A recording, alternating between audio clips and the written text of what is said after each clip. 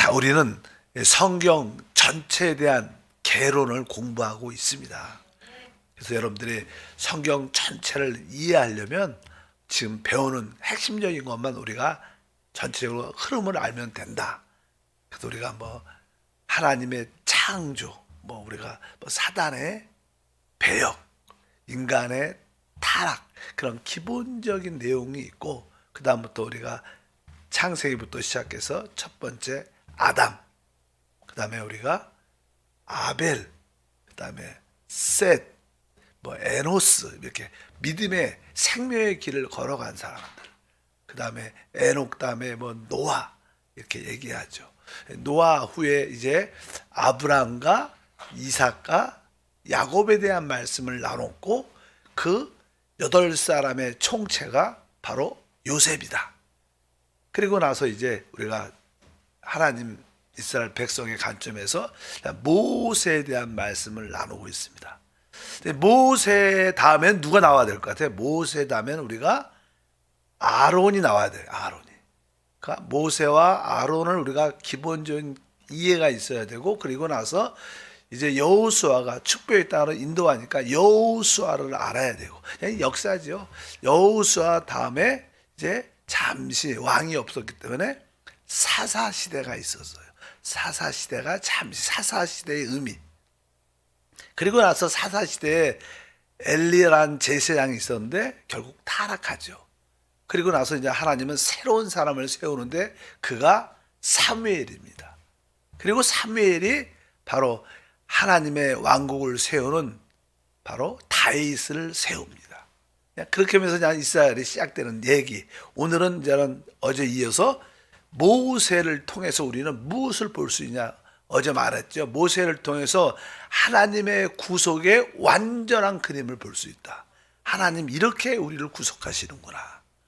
그리고 나서 이제 하나님이 구속한 백성들에게 하나님은 무엇을 공급하시는가. 바로 하늘에 속한 만나와 깨어진 반석에 나오신 생수를 공급한다. 그래서 하나님은 살아있는 말씀과 성령으로 우리를 재조성하고 계시다.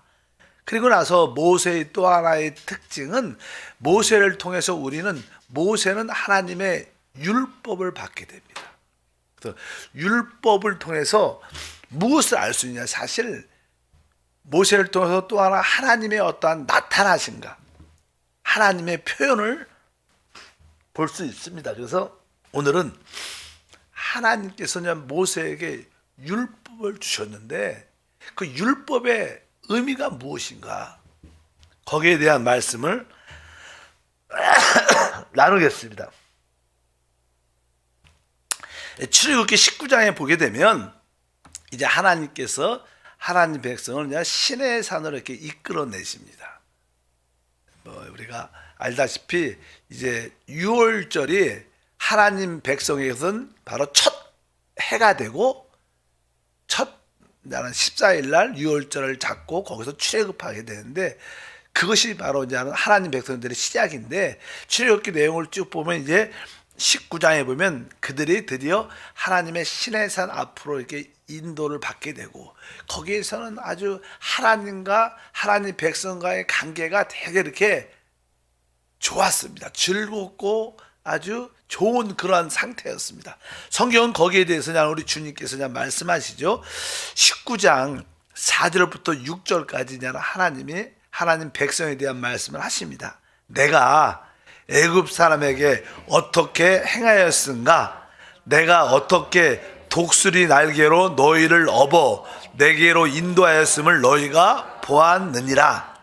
세계가 다 내게 속하였나니 너희가 내 말을 잘 듣고 내 언약을 지키면 너희는 모든 민족 중에 내 소유가 되겠고, 너희가 내게 대하여 제사장 나라가 되며 거룩한 백성이 되리라. 너는 이 말을 이스라엘 자손에게 전할지니라. 하나님은 모세를 통해서 이제 하나님의 그 마음을 말씀하시죠. 이스라엘 백성들에게 전하라.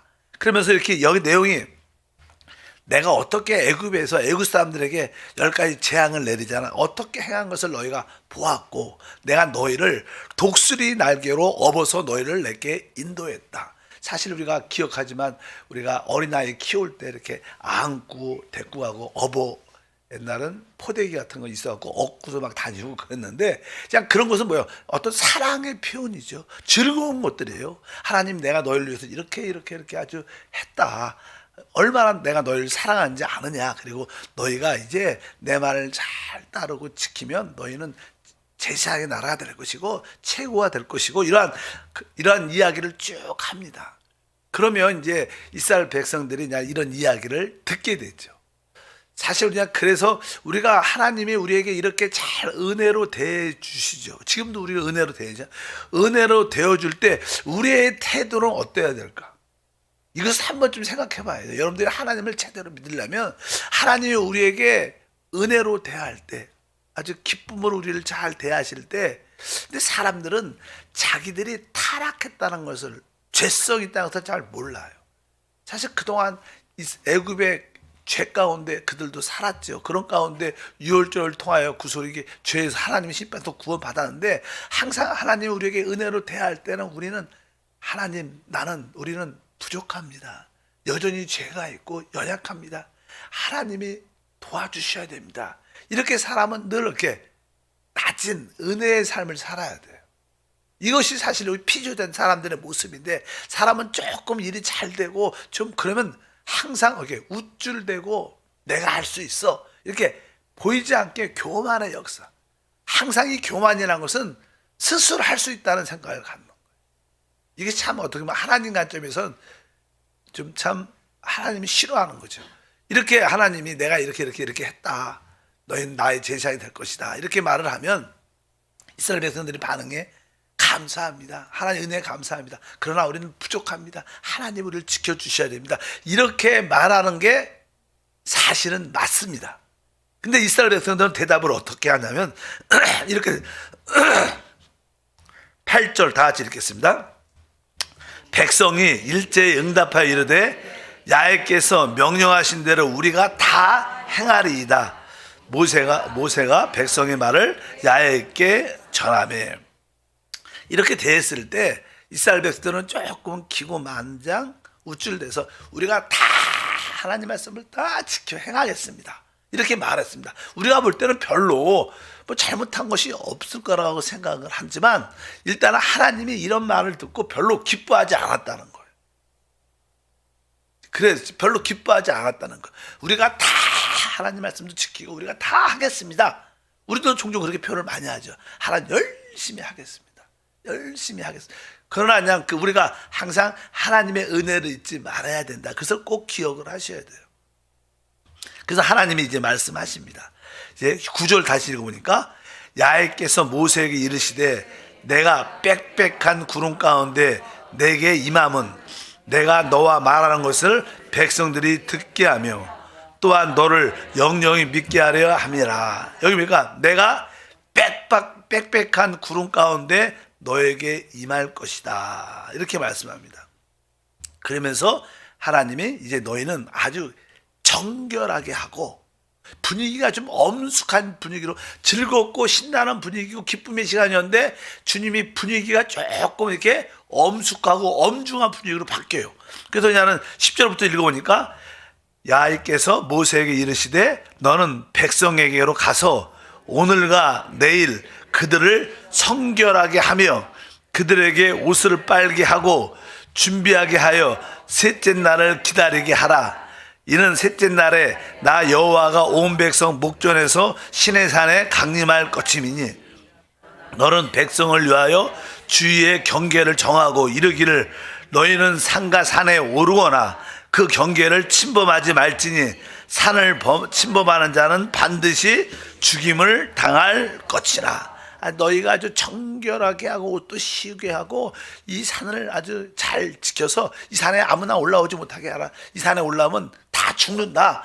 분위기가 조금 어떻게 보면 엄숙한 분위기로 싹 바뀝니다. 즐거운 분위기에서 엄숙한 분위기로 쭉 바뀌면서 이제 16절에 보니까 셋째 날 아침에 우레와 번개와 빽빽한 구름이 산 위에 있고 낫발 소리가 매우 크게 들리니 진중에 있는 모든 백성이 다 떨더라. 그러면서 하나님이 이렇게 강림 임하시는 모습이 나오는데 뭐 우레, 번개, 빽빽한 구름이 산 위에 꽉 있고 큰 소리가 들리니까 이스라엘 백성들이 무서운 거예요. 두려운 거예요. 사실 우리도 그렇죠. 우리 조중종 여기 지금도 요새 한 번개가 아주 번쩍 치면 어떻게 무서운 생각이 확 드는데 그런 분위기가 싹 바뀝니다. 여기서 그냥 우리가 이런 말씀을 우리가 영적으로 이해하기가 쉽지 않죠. 왜 이렇게 됐을까? 그냥 이게 다 하나님은 이렇게 나타나셔 생각하지만 사실 이의 근본적인 이유는 다른 것이 아니라 이스라엘 백성들이 자기의 부패함, 자기의 상태를 정확하게 모른다는 거예요. 우리 인간의 실패는요, 우리가 얼마나 타락한 존재이고 연약하고 부족한 걸 잘 모른다는 거예요. 이것을 아는 자가 은혜를 아는 거예요. 우리의 신앙생활의 최고 핵심이 무엇입니까? 은혜입니다. 은혜라는 것은 진짜 나는 아무것도 아니고 아무것도 없고 아무것도 할 수 없음을 뼈저리게 알 때 하나님은 우리를 은혜로 대하죠. 그렇지 않고 나는 할 수 있어요. 나는 뭐 능력도 있고 지혜도 있어요. 난 할 수 있어요. 그러면 하나님은 너 혼자 해보라고 놔두십니다. 그래서 우리는 혼자 하다가 결국 실패하고 망하고 손 들고 다시 하나님께 돌아오죠. 그래서 우리가 우리의 상태를 잘 아는 것이 얼마나 큰 축복일 것을 분명히 알아야 됩니다. 하나님이 그리고 나서 이제 하나님께서 이스라엘 백성들이 하나님의 나타나신 그러한 번개치고 천둥 소리 나고 빽빽한 구름 가운데 거룩함 같은 게 확 나타나니까 이스라엘 백성들이 두려운 거예요. 그래서 우리는 하나님 못 만나겠다. 모세 혼자 가서 만나라. 그래서 이스라엘 백성들이 하나님을 보는 걸 두려워하기 시작했어요. 그래서 이제 모세가 하나님 만나러 가갖고 하나님이 이제는 모세를 통하여 율법을 주셔요. 하나님이 율법을 주신 이유는 다른 게 아니라 가장 우리 입장에서 볼 때는 바로 우리가 우리 자신의 상태를 잘 모르기 때문에 율법을 통해서 우리가 얼마나 죄인인 것을, 연약한 자의 것을 알라고 주십니다. 그러니까 율법은 사실 우리 자신이 이렇게 드러나기 위한 거예요. 우리가 우리 자신이 말씀을 통해서 그 법을 통해서 우리 자신이 하나님 법을 지킬 수 없음을 깨달을 때 하나님께 우리는 은혜를 구하죠. 하나님 도와주십시오. 우리에게 구원자가 필요합니다. 바로 율법은 바로 우리 자신을 드러내기 위한 하나님의 뜻인 줄 믿습니다. 그래서 이제는 갈라디아서 3장 19절에 설명을 해줘요. 그런즉 율법은 무엇이냐? 범법함으로 더해진 것이라.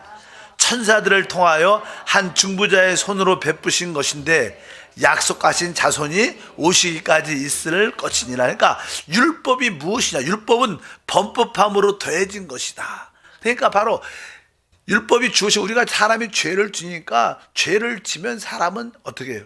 결국 죽습니다.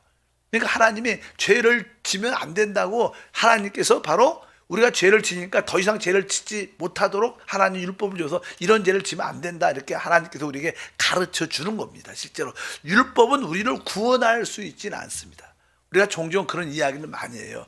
이게 큰 이렇게 폭포 같은데 가면 그 상류에 보면 물이 떨어지죠. 그러면 이 유속이 있죠. 이 강이 나이가라 폭포 같은데 강에 유속이 쭉 있는데 어느 경우에 그 폭포 그 절벽 바로 어느 전까지는 선이 이렇게 나름대로 부표 같은 게 있어요. 여기까지 가지 말라고. 왜? 그 강 위에서 상류에서 막 놀다가 혹시 그 선을 딱 지나면 그 유속 때문에 벗어날 수가 없는 거예요. 율법은 그런 겁니다. 하나의 부표같이 어느 선을 넘으면 더 이상 통제가 안 되고 결국 죽습니다. 거기 가지 말라는 거예요. 이것이 우리를 구원하지 못하죠. 구원하지 못하지만 율법은 바로 범법함을 위해서 우리가 사실 율법이 하나님이 모세에게 율법을 주기 전에 이미 밑에서는 뭐예요? 우상 금송아지를 만들고 우상을 만들고 그걸 섬기는 이미 율법이 이스라엘 백성들에게 주어지기 전에 이미 원래도 타락했지만 그런 죄성이 또 나타난 거예요. 그래서 우리가 율법을 주신 목적은 바로 우리를 이렇게 드러나게 하기 위한 우리 상태를 정확하게 알기 위한 하나님의 뜻인 줄 믿습니다. 그래서 로마서 5장 20절에 말씀하죠. 율법이 들어온 것은 범죄를 더하게 하려 함이라. 그러나 죄가 더한 곳에 은혜가 더욱 넘쳤나니. 그러니까 율법은 원래 하나님의 경륜과 목적 안에서 원래 있었던 건 아닌데 사람이 범죄하니까 하나님의 일시적으로 이 율법을 주신 겁니다. 누가 올 때까지? 그리스도가 올 때까지. 이제 그리스도가 오시면 우리는 더 이상 율법과 상관이 없다. 그래서 우리가 율법에 대해 우리가 못 받겠다고 말합니다. 우리가 구원받는 것은 뭐 죄뿐만 아니라 세상뿐만 아니라 우리 육신뿐만 아니라 어디서? 율법으로부터 구원받는 거예요. 그래서 우리는 참된 자유와 해방이 그리스도 안에, 그래서 그리스도는 우리 안에 생명의 법을 주시는 거예요. 그래서 율법은 우리 보고 지키라고 주는 게 아닙니다. 근데 많은 사람들을 율법을 지켜야 된다 이런 생각을 많이 가져요. 그렇지 않다는 겁니다. 율법은 그래서 주신 게 아니라 율법은 우리의 부패함, 우리가 얼마나 죄인 것을 깨달으라고 주신 거예요. 그것을 깨달으면 우리에겐 그리스도가 필요함을 깨닫게 되는 거예요. 은혜가 필요함을 깨닫게 되는 줄 믿습니다. 그래서 어떻게 보면 율법은 하나님의 어떠한 소극적인 어떠한 표현입니다. 소극적인 표현. 또 다른 의미로서 율법은 하나님의 어떠한 증거, 하나님의 어떠한 표현입니다. 우리가 율법을, 십계명을 보면 우리 하나님은 이러한 하나님이구나.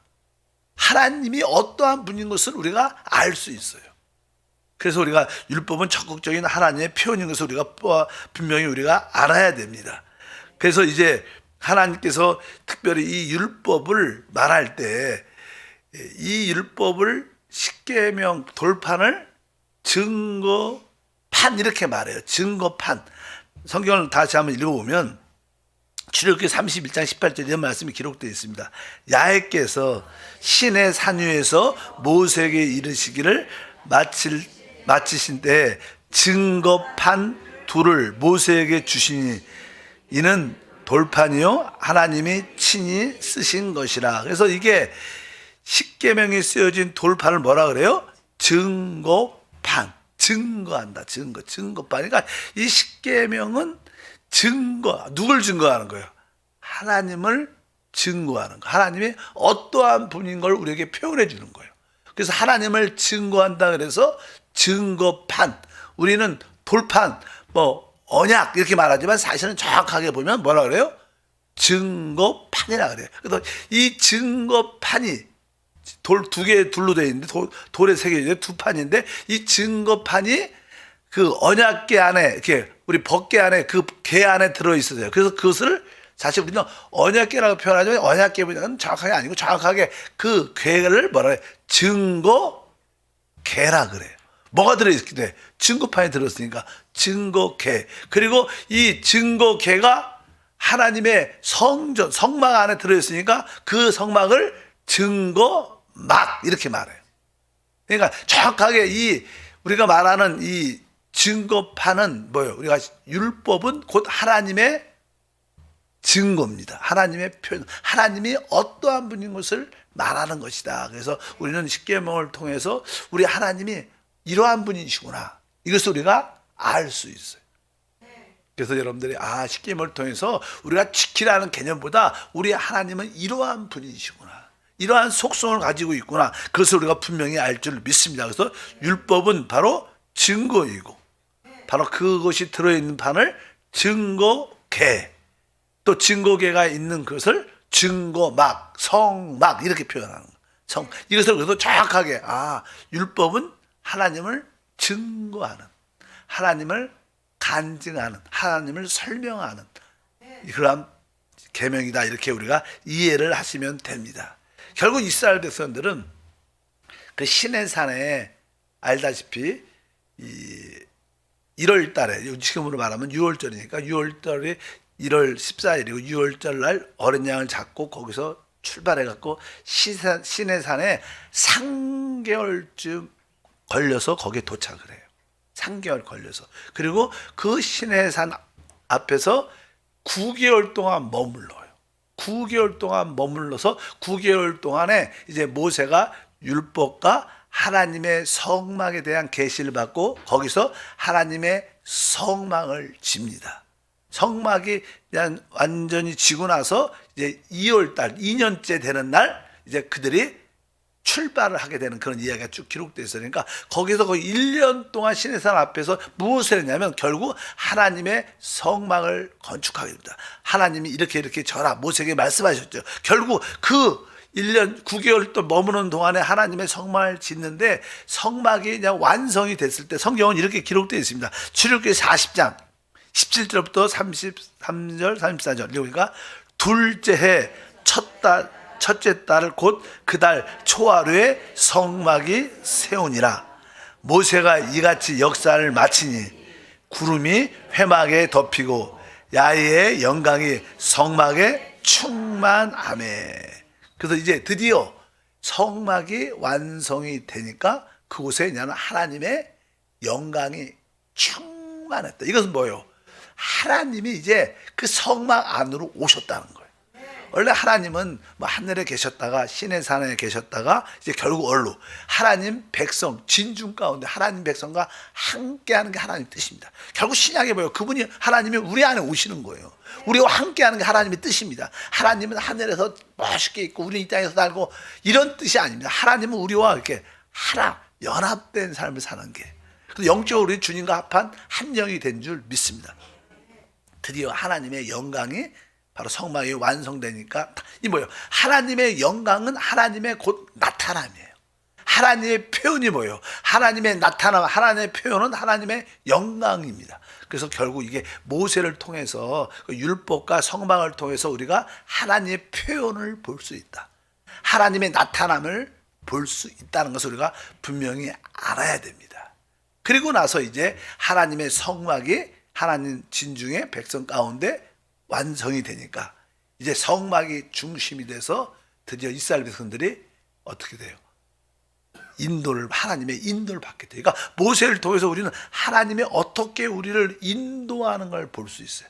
결국 하나님은 애굽에서 그들을 구속하고 구출하여 목표는 광야가 아니라 어디 축복의 적각들이 흐르는 축복의 땅으로 인도해서 거기서 하나님의 지분을, 하나님의 거처를 갖는 게 하나님의 뜻인데, 그러려면 사실 그들이 애굽에서 나와서 시내 산까지 있는 거리는 사실 전체 거리의 한 4분의 1밖에 안 돼요.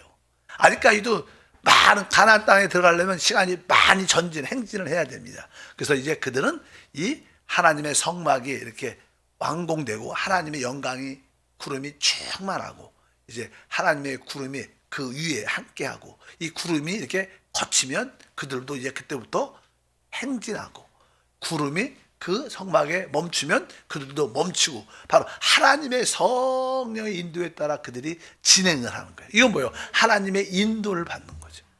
그래서 우리 모세를 통해서 하나님의 어떻게 하나님 백성들을 인도하는 걸 또 하나 볼 수 있게 될 줄 믿습니다. 근데 이제는 아까 말씀드린 것처럼 그들이 1년, 아까 시내산에 3개월 있었고 거기 9개월 동안 머무르고 이제 2년째 되는 해, 성경에 보면 나는 1일부터 한 20일 날, 1월 20일 날 그들이 구름이 성막에서 이렇게 거치니까 그들이 떠나갑니다. 성경에 이렇게 써 있어요. 민수기 10장 11절과 12절에 보니까 둘째 해, 둘째 달 20날에 구름이 증거의 성막에 떠오르매 이스라엘 자손이 시내 광야에서 출발하여 자기 길을 가더니 파란 광야에 구름이 머무느니라. 이렇게 말합니다. 여기 보니까 안 나와요? 둘째 달 20날에 이렇게 기록되어 있습니다. 그러니까 그들이 1월 달부터 1월 성막이 2년째 1월 1일날 완공이 되고 또 2월 둘째 달 2월 20일까지 그들이 이제 하나님께 교육을 받습니다. 신의 산 앞에서 하나님이 너희가 하나님 백성으로서 어떻게 해야 될 것이고 어떻게 행해야 될 것이고 생활은 어떻게 하고 어떻게 나를 섬기고 그런 것을 다 설명을 쭉 합니다. 그런 내용이 사실은 레이기입니다. 하나님을 어떻게 섬길 것인가. 하나님은 하나님의 방법대로 섬겨야 되는 거예요. 우리의 방법이 아니라 하나님의 계시한 방법대로 주님을 섬겨야 될 줄 믿습니다. 그래서 그냥 계시록 아니 레이기 1장 1절을 다시 한번 읽어보니까 이렇게 써 있어요. 야훼께서 회막에서 모세를 부르시고 그에게 말씀하여 이르시되 이렇게 말씀. 여기 보면 참 레이기의 아주 멋진 1장 1절은 멋진 말이 있는데 하나님께서 그냥 어디서 말씀하셔요? 회막에서만. 그전에는 하늘에서 말씀하시고 시내산에서 말씀하셨다가 이제 하나님의 성막이 완공되니까 하나님이 이제 모세를 시내산이 아니라 어디에서 얼로 불러요? 하나님의 성막 안에 하나님의 영광으로 임하셨기 때문에 하나님이 이 성막 안에서 하나님께서 말씀하셔요. 그래서 이 신약 시대 이 하나님의 성막은 하나님의 몸된 교회죠. 그래서 하나님은 교회를 통해서 우리에게 말씀하셔요. 우리는 교회는 성령의 음성을 듣고, 그것이 뭐예요? 교회에게 하나님께서 말씀하신다는 그런 뜻을 갖고 있습니다. 그래서 오늘 보니까 회막에서 모세를 부르시고 그들에게 말씀하여 이르셨다. 이것은 뭐냐? 하나님이 하나님 백성과 중심 가운데 함께 하고 있다는 거예요. 주님도 우리 가운데 함께 하시는 줄 믿습니다. 그래서 이제 하나님은 이제 그 회막에서 무엇을 말씀하시냐? 너희가 어떻게 진행을 하고 어떻게 진을 칠 것이고 또 성막에서 어떻게 봉사하고 일상생활은 어떻게 해야 되고 이러한 모든 것을 다 지시하십니다. 이런 내용들이 레위기에 자세히 기록되어 있어요. 우리가 하나님을 섬기려면 바로 하나님을 섬기는 법을 정확하게 영적으로 배워야 돼. 우리가 아까 우리가 하나님의 창세기는 하나님의 창조, 그리고 창세기 마지막의 끝은 결국 사람의 타락을 기록합니다. 그 타락한 사람들은 뭐예요? 구속을 받아야 돼요. 그게 내용이 뭐예요? 출애굽기입니다. 출애굽기는 뭐예요? 하나님의 구속에 대한 설명입니다. 그리고 나서 구속받은 백성은 하나님을 섬겨야죠. 섬기는 게 내용이 뭐예요? 레위기입니다. 레위기. 순서가 이렇게 돼 있는 거예요. 그리고 민수기는 우리가 하나님의 군대로 어떻게 행진해야 되는가, 이런 내용들이 다시 한번 쭉 기록되어 있는 게 이 성경의 전체적인 개론인 줄 믿습니다. 하나님 감사합니다. 다시 한번 모세를 통해서, 특별히 모세가 하나님께 받은 율법과 성막을 통해서 우리는 하나님의 표현과 나타남을 볼 수 있습니다. 어찌하든지 율법을 통하여 우리의 상태가 온전히 드러나 하나님만을 은혜로 구하는 믿음의 삶이 되고, 그럴 때 하나님의 성막이 건축돼서 하나님의 영광 가운데 우리가 주님과 함께 동행할 줄 믿습니다. 오늘도 그러한 은혜 가운데 주님을 사모하게 하시고 승리케 하옵소서. 주 예수 이름으로 기도합니다. 아멘. 하늘에 계신 우리 아버지여, 이름이 거룩히 여김을 받으시오며 나라가 임하시오며 뜻이 하늘에서 이루어진 것 같이 땅에서도 이루어지리라.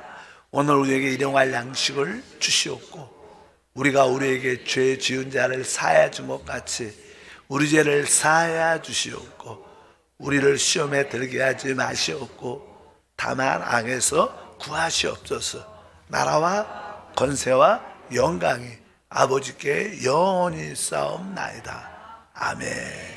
할렐루야.